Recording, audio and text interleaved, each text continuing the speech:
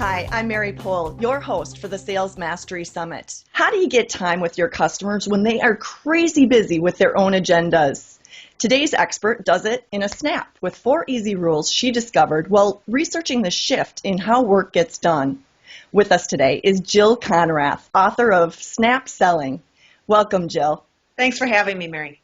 I am so glad we have a chance to learn from your work today.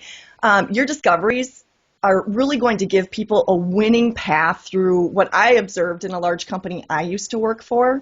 I can remember one day we had layoffs back in 2008, and I was standing by the elevator, and a man I had worked with for years walked up, and he had an expression on his face like he had just come out of battle in a war, and he was completely drained in dealing with casualties of loss. And I knew he had a wife and kids at home, and he'd worked with this business for 25 years or more. So I reluctantly got up the courage to ask how his meeting with his manager went that day, and he said, well, I got a new assignment in my same business unit, but Joe and Cindy didn't get new assignments. And I thought, that's when the light bulb went off for me, that surviving through the economy was tougher on the survivors in some cases than the people that were making a fresh start. I mean, this man was in shock. And now imagine having to walk in and ask him to make a business decision or forge ahead. And, I'm sure you expect that as a professional calling on these job survivors and seeing that big shift in your own business. Can you tell us, Jill, what drove you to embark on your research? And what were you witnessing through that transition that drove you to do the research? Well, what I was really seeing, Mary, is that the people that I was talking to, my own customers as well as my customers' customers, were just overwhelmed. And I think that's what you're talking about. You're seeing this gentleman who lost 2 people on his staff. Suddenly he was now responsible for their workload probably as well, because the work doesn't go away. The work stays. And so he has to get all this done, and he's already working 60 hours a week, or he feels like he is. And so when people like us, salespeople or business owners or entrepreneurs, try to reach him, he's just struggling to stay afloat. And he's trying to get everything done that can possibly be done, but he literally doesn't have a lot of bandwidth.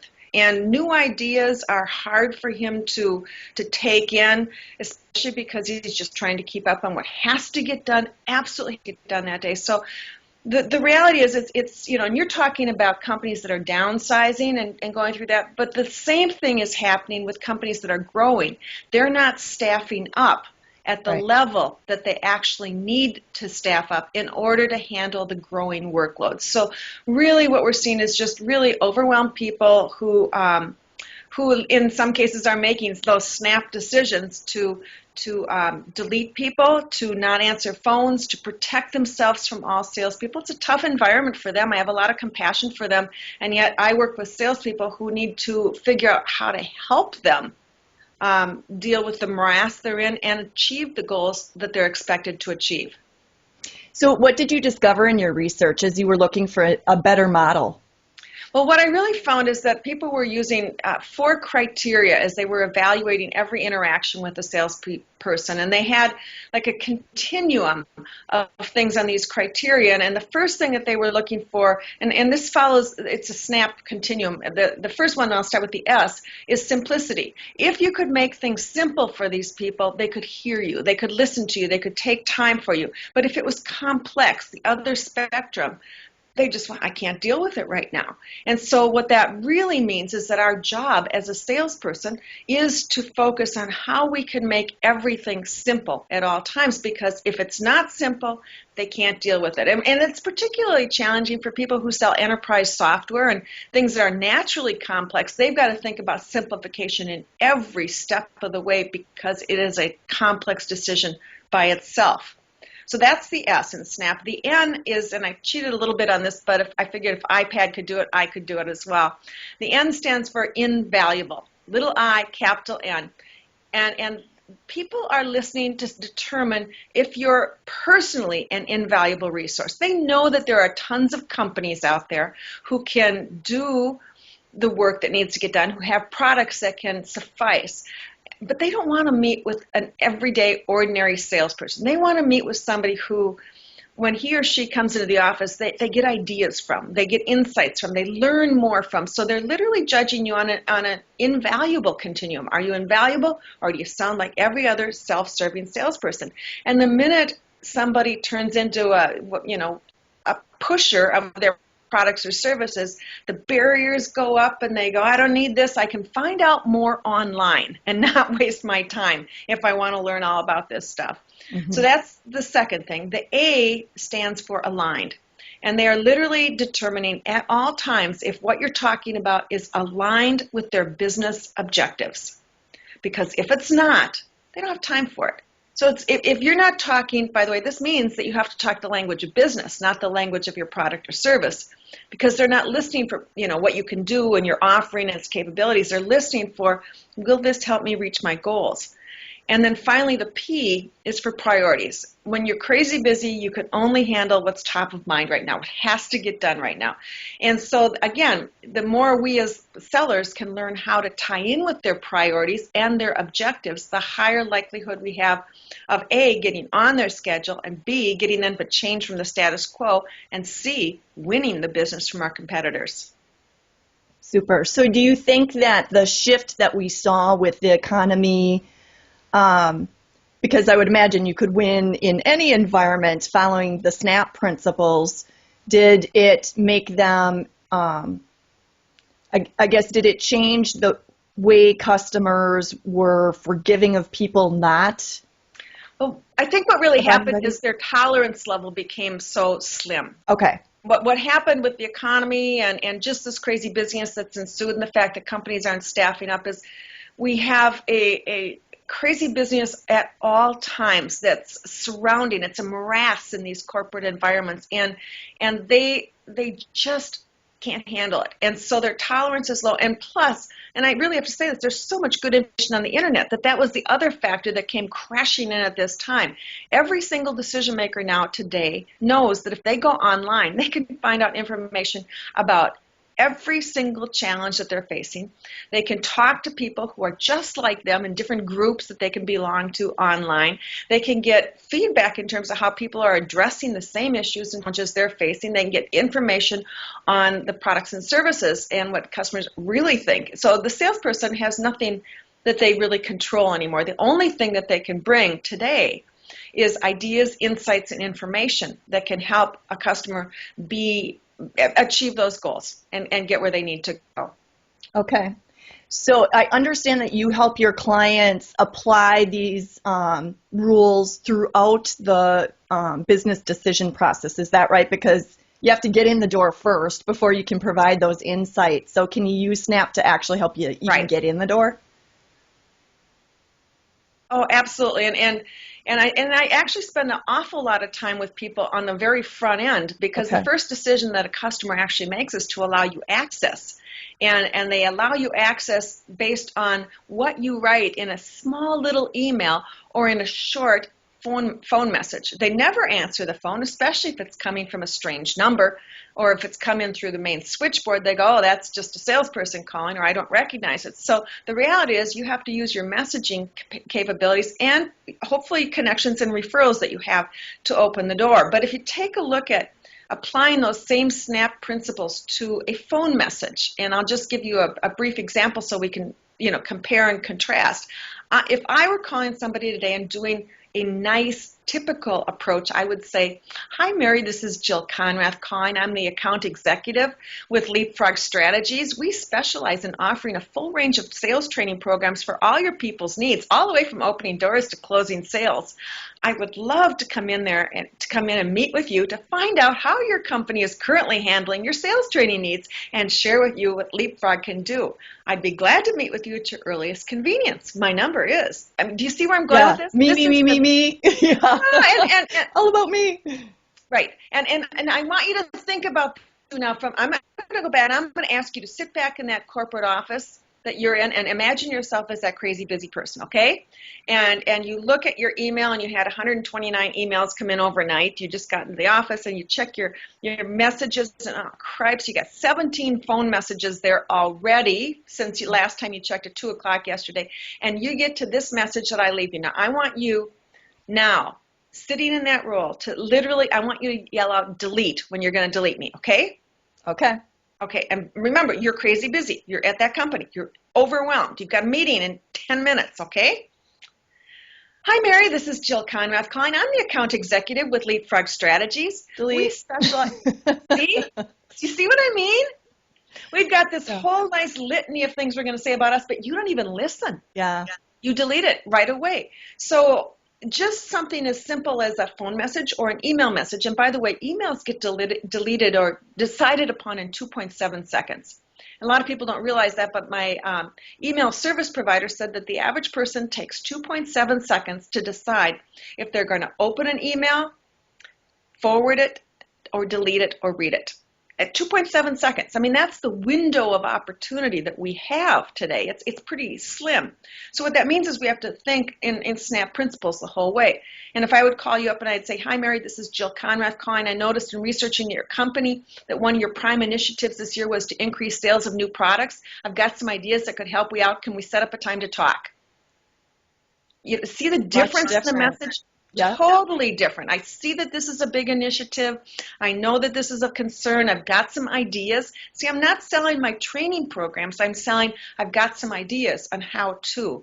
And that's what people will listen to. Now, they're not going to pick up the phone necessarily and call you back right away or respond immediately to your email, but a series of these messages over time, each offering some unique perspective and some additional educational type information that can be helpful, will actually get a corporate decision maker to, pique their curiosity, and they'll ultimately say, that's interesting. I'd like to learn more. And that's the goal of everything we do in our account entry strategies is we using the SNAP principles, we set it up so that the person on the other end, it piques their curiosity and they go, how did they do that? Or, wow, that's fascinating. I think that I need to talk to that lady.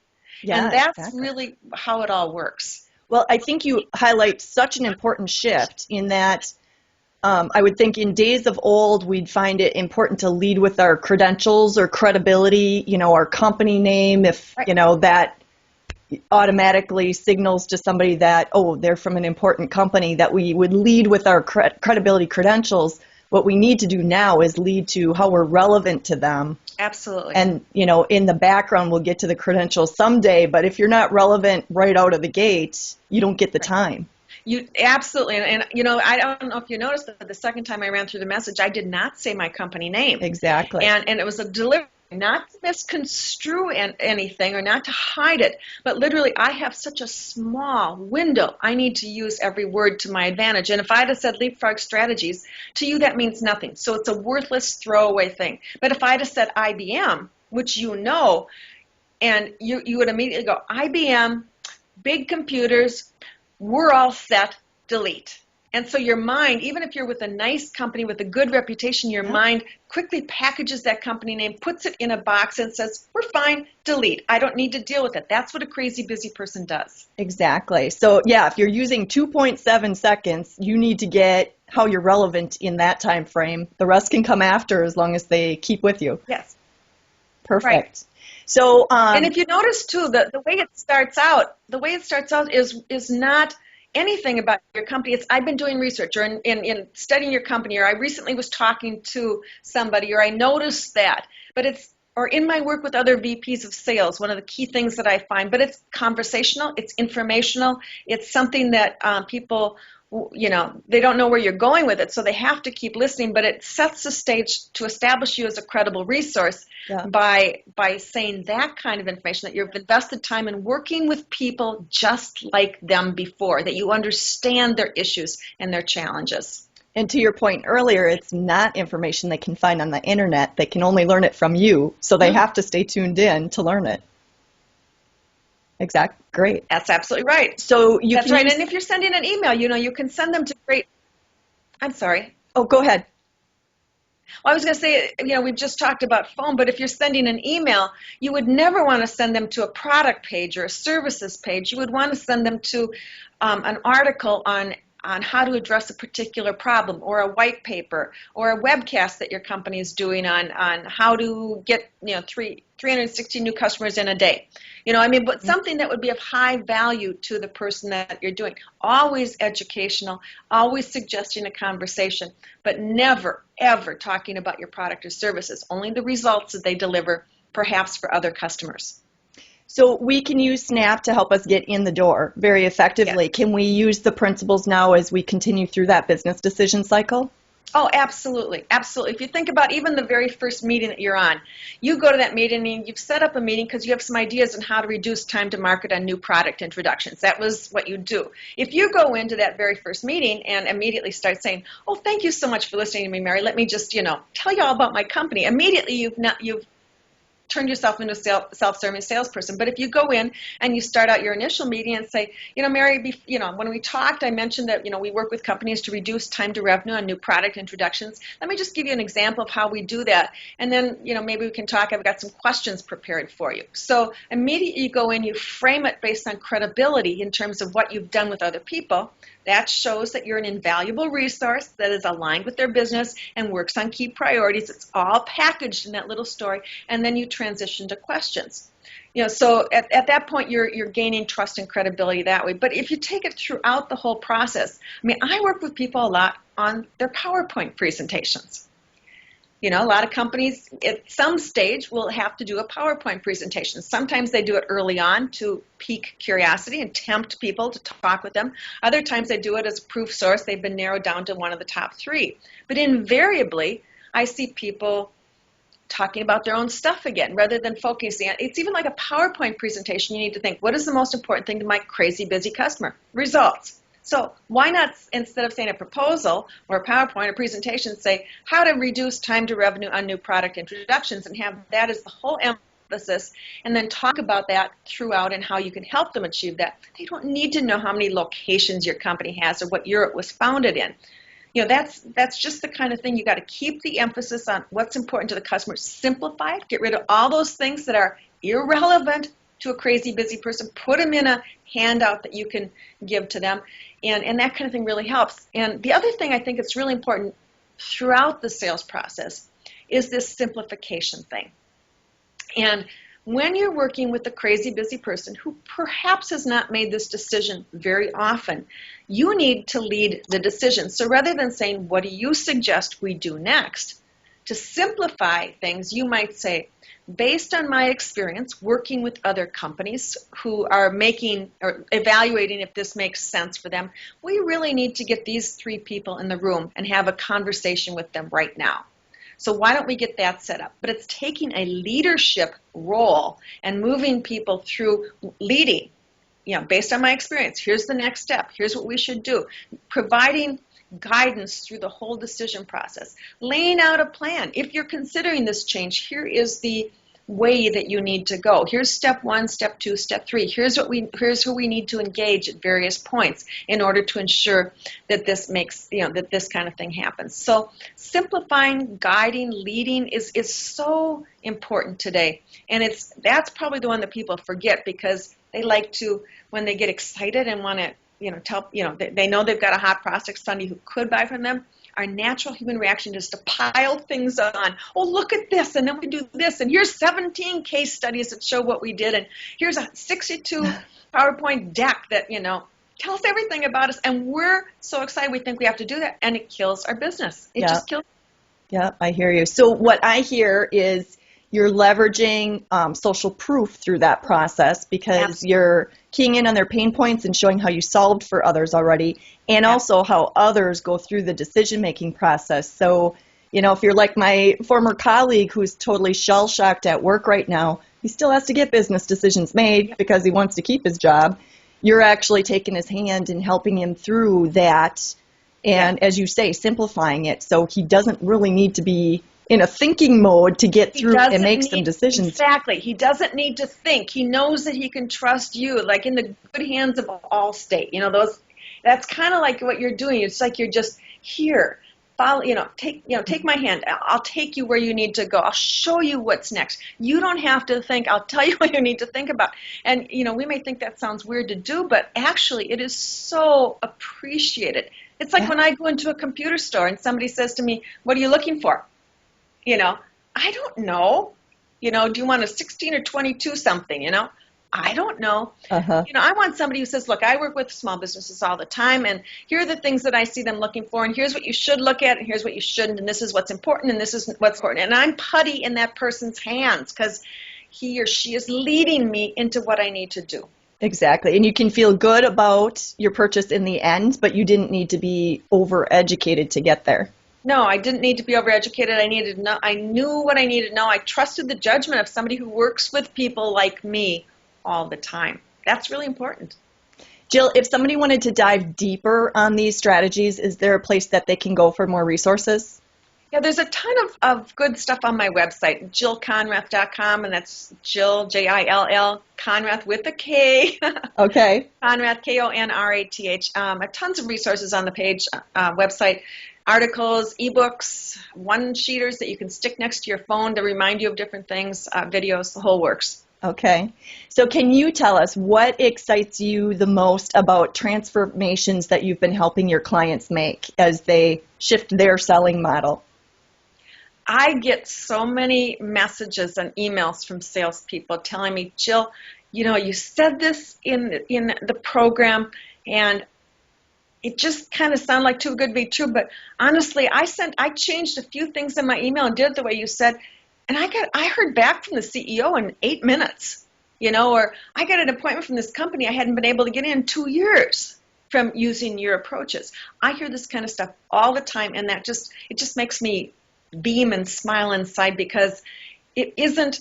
So these are good people, and they just weren't doing things quite right. And just small changes can fundamentally shift their success rate. Fabulous. Is there a particular example that stands out in your mind?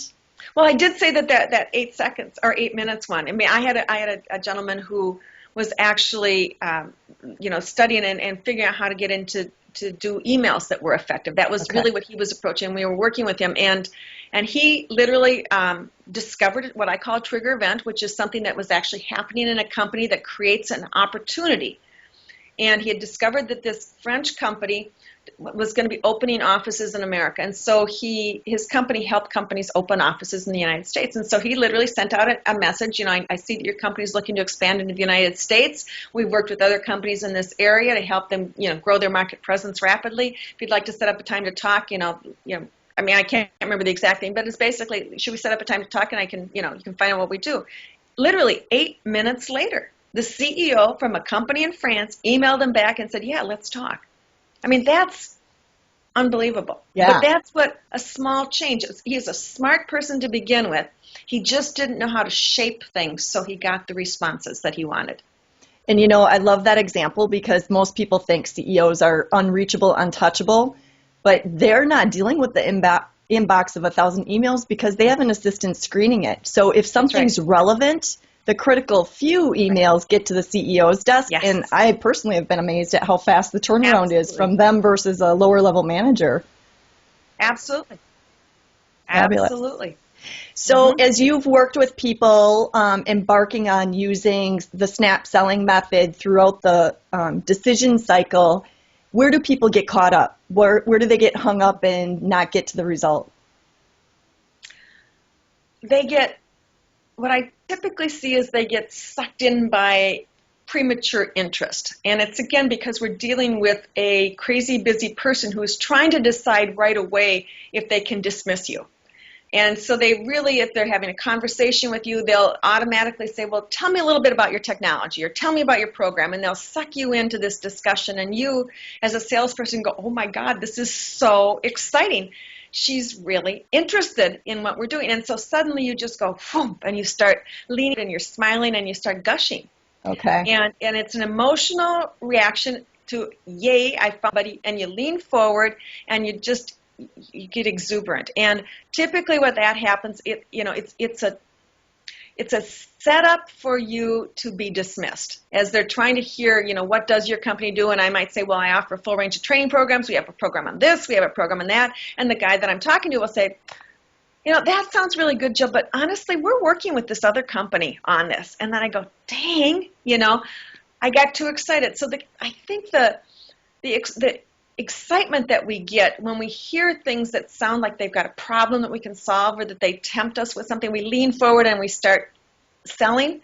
And the only thing that you can do at that point is, when you get excited, you really actually need to lean back and literally say, you asked about the training programs, I can give you a brief synopsis, but can you tell me what's most important, and what are you concerned about? Do you have some problems? And so you have to keep the engagement going to get the conversation going. Otherwise, they'll just dismiss you rapidly as well. So it's about having an emotional intelligence and recognizing your own over eagerness to sell, and the fact that you have a hot prospect, and it's that if you dive in, you're actually going to short circuit your own opportunities.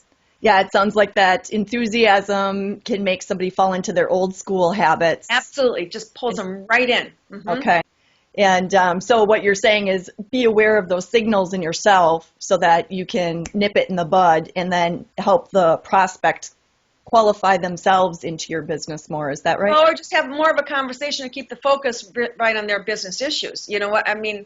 The reality is, I've had to train people over the years in terms of how to catch themselves doing this. And like I said, there's a leaning forward behavior. There's a reaching, if you're meeting with somebody, there's a reaching into your briefcase to pull out a brochure and to show them something. And you just, literally you're, right up there. And I've had to teach people, when you find yourself leaning forward, because it's always a leaning forward behavior, you need to correct your behavior, and you kind of need to go, push yourself back.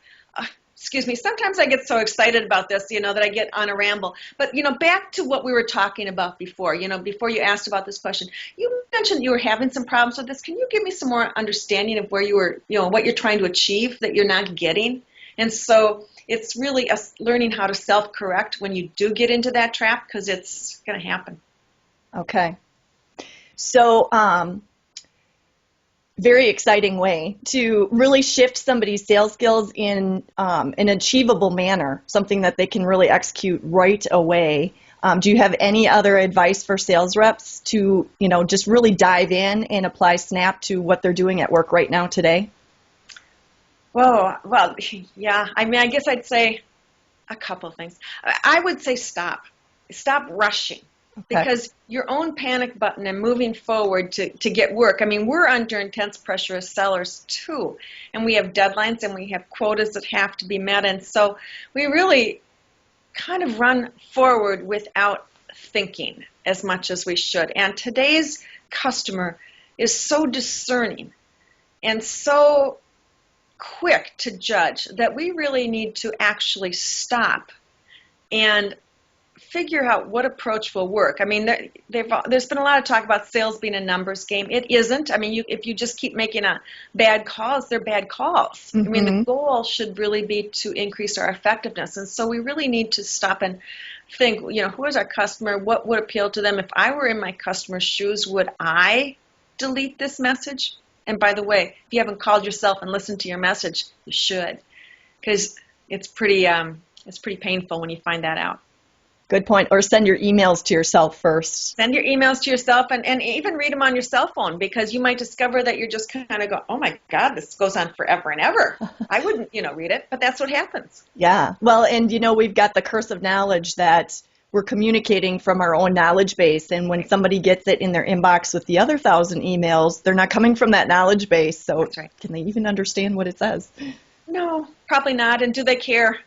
All they care about is their business issues and concerns and their challenges and what they're trying to achieve. And so unless we can tap into that and align what we're doing from their perspective, nothing else matters. Exactly. Well, thank you so much, Jill, for sharing with us a way out of the noise and complexity in the business world today and actually selling a snap. And thank you to our viewers for tuning in and investing in your own success. The Sales Mastery Summit is here to help you never stop learning from the best. Take care.